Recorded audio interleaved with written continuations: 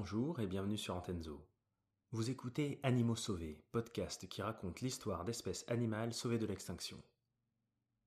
Épisode 6, le bouquetin des Alpes, on se l'arrache.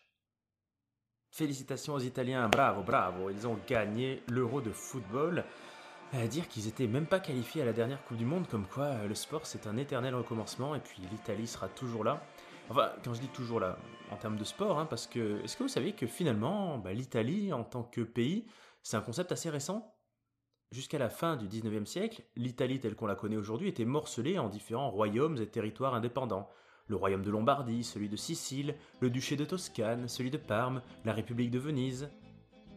Justement, l'espèce qui nous intéresse aujourd'hui a une histoire bien particulière qui se confond avec les frontières de notre vieux continent et plus spécialement celle du pays des champions d'Europe. C'est le bouquetin des Alpes, Capra ibex. Agile caprin des montagnes, habitant entre 1500 et 3000 mètres d'altitude, le bouquetin a le pied léger et virevolte sur les parois rocheuses les plus abruptes. Là où il va, personne ne vient le chercher, à tel point qu'il en a perdu toute méfiance envers les prédateurs.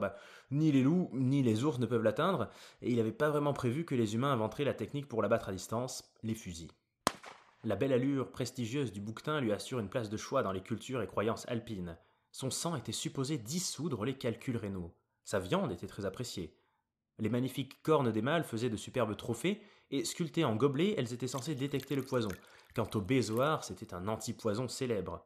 Où iriez-vous, M. Potter, si je vous demandais de me rapporter un bézoard? Pour finir, puisque rien ne se perd, l'os cruciforme de son cœur était censé être aphrodisiaque. Toutes ces croyances hérétiques ne plaisaient pas beaucoup à l'Église, qui ne voyait pas trop où était le petit Jésus là-dedans. En 1706, l'archevêque de Salzbourg fait tuer les derniers bouquetins du Tyrol autrichien pour faire cesser ses pratiques païennes. On n'est plus au Moyen-Âge, sapristi. Très convoité et facile à chasser, le bouquetin a disparu petit à petit de tout l'arc alpin.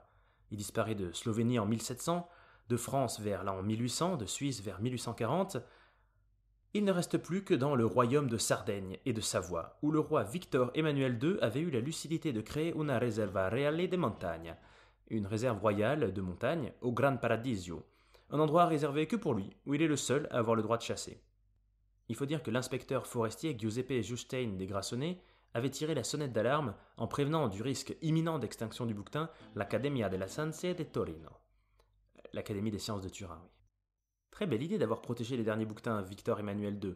Et le monarque ne s'arrête pas à ce coup d'éclat. En 1860, suite aux accords avec Napoléon III, la Savoie et Nice sont cédées à la France, tandis que le royaume de Sardaigne négocie avec les voisins, inspiré par l'identité patriotique de la France, de l'Espagne et de la Grande-Bretagne, pour former en 1861 le royaume d'Italie. Bon, autant dire que toutes ces questions politiques, les derniers bouquetins, ça leur passe au-dessus. L'Italie, nouvellement créée, prend soin de ces derniers bouquetins et aimerait bien rester le seul pays à en avoir l'exclusivité, mais ils sont discrètement jalousés par les voisins.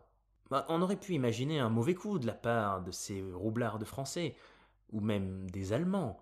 Non, c'est la Suisse. La Suisse, sa neutralité, ses montres et son chocolat qui va jouer le coup le plus fourbe.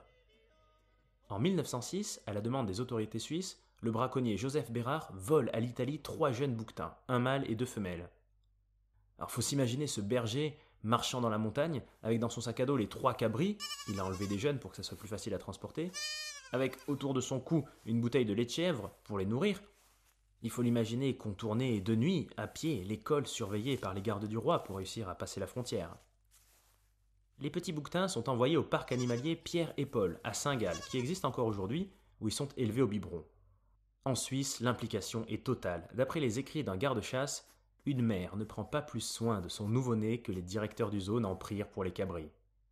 En 1911, les premiers bouquetins suisses sont relâchés dans les montagnes environnantes, et c'est une véritable ferveur publique. Chaque canton veut ses bouquetins. En 1920, ils sont relâchés dans les Grisons. En 1936, dans le canton de Vaud. Et pendant que l'Italie transforme la réserve de chasse de Gran Paradiso en premier parc national du pays pour protéger leurs chers bouquetins, la Suisse continue de leur en voler par un réseau organisé de braconniers.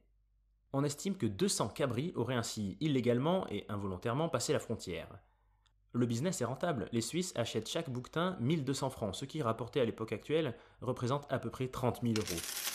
Mais les risques sont là, l'Italie durcit le jeu et le vol de cabris devient punissable de 5 ans de prison. L'ironie atteint son paroxysme lorsque la reproduction des bouquetins en Suisse est un tel succès que le pays en revend à ses voisins, Slovénie, Allemagne et même, l'Italie. Ouais. Les Suisses leur ont vendu des bouquetins qui sont les descendants de ceux qui leur avaient volé. Pour une fois, ouais, c'est les Italiens qui sont victimes de l'arnaque. Toujours est-il que les populations de bouquetins augmentent rapidement avec le temps. En France, on n'a pas eu besoin d'en voler, puis ouais, c'est pas notre genre. Non, les bouquetins sont revenus naturellement depuis l'Italie au XXe siècle, par la vallée de la Maurienne. En 1963 est créé le parc national de la Vanoise, collé à celui du Gran Paradiso en Italie, pour la protection de l'espèce. Devenu un symbole de protection et un argument touristique, les bouquetins sont aujourd'hui 53 000 individus adultes pour une population stable. Des quotas de chasse sont même autorisés en Autriche, en Suisse, en Slovénie et en Bulgarie, et ils sont a priori compatibles avec une stabilité de la population et une bonne protection de l'espèce, d'après l'Union internationale pour la conservation de la nature qui ne considère pas le bouquetin des Alpes comme une espèce en voie de disparition. Le changement climatique et l'apparition de certaines maladies modifieront peut-être la donne, mais la protection continue. Encore en 2021, des jeunes bouquetins sont réintroduits dans la vallée de Lesage en Autriche à partir de bébés nés dans le zoo allemand de Nuremberg et celui autrichien de Innsbruck. L'époque des jalousies et des guéguerres frontalières a laissé place à une véritable coopération internationale pour la protection du bouquetin. Un beau symbole de notre histoire européenne.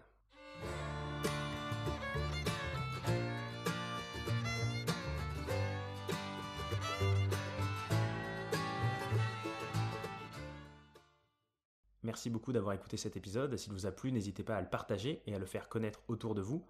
On attend vos réactions, vous pouvez nous suivre sur Facebook, Instagram et vous abonner à la chaîne YouTube, ainsi que sur les plateformes de podcast Spotify, Deezer et Google Podcast. On se retrouve très vite sur de nouveaux épisodes, continuez à interagir avec nous et à très bientôt sur Antenzo.